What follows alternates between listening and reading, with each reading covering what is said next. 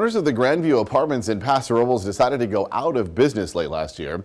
Instead of making repairs to units, residents claim were insect and vermin infested. Well, the decision forced those living on the property to find a new place to live in just a few months. KSBY News reporter Michael Torres has an update on where residents are today. Richard, more than 100 people called the Grandview Apartments home, but less than 2 weeks ago, the last remaining tenants handed in their keys and moved out.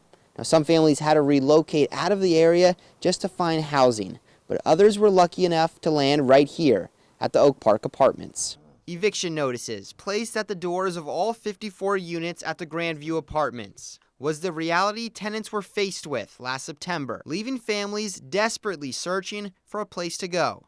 When they said that we had to move out by December 26th, I believe, it was like seriously, like right on Christmas. Oh, sí, estaba muy estresado porque pues me iba. He says, "Oh yes, I was very stressed because I had to go live in hotels and it's a lot of spending money and I felt very frustrated. Despite getting more time to find new living situations, there weren't many options to choose from in a county already struggling with a lack of affordable housing."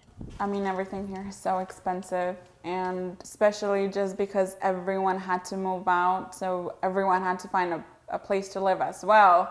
So it's like, is there really that many places?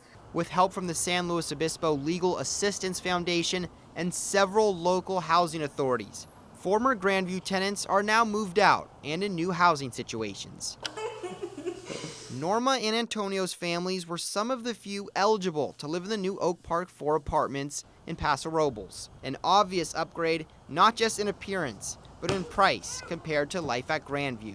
From a place like, Grandview, where it was dilapidated, and there was, roaches and bed bugs and, everything else. We're happy to see kids have their own rooms. Puts a smile on their face, and it puts a smile on our face too.